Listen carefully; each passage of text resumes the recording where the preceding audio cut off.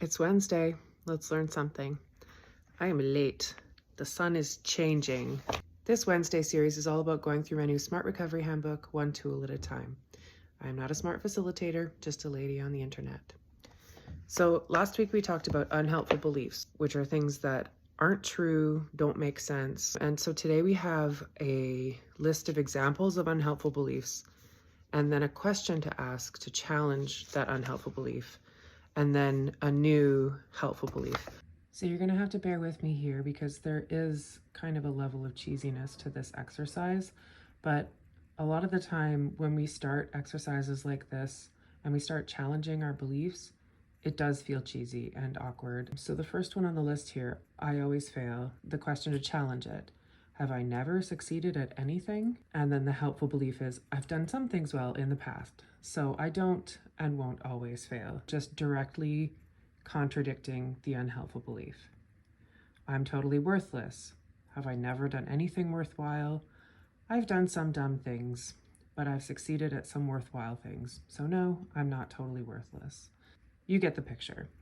A lot of unhelpful beliefs are about black and white thinking, or about always, never, and pinning behaviors onto people as a permanent part of their identity, not as a behavior.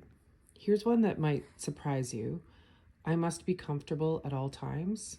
That's most likely not a sentence you'll hear yourself saying, but it might be a belief that you're holding. Kind of the sense of entitlement to a life without discomfort. So that one can be a little bit convicting because it's not just about not beating yourself up. Is it realistic to expect to always feel comfortable? Comfort ebbs and flows, and sometimes temporary discomfort will lead to long-term goals. I have to be better and best in order to be something. Am I only what I do and how well I do it?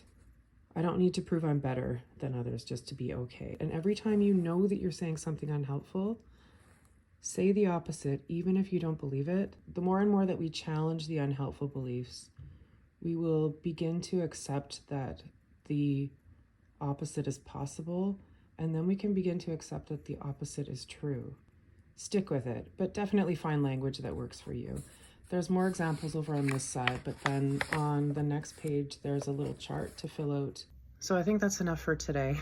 It's not the most comfortable exercise, but it's a very transformative one, and it's quite fundamental to whether or not we're willing to put in the work that it takes to get sober, stay sober, and grow.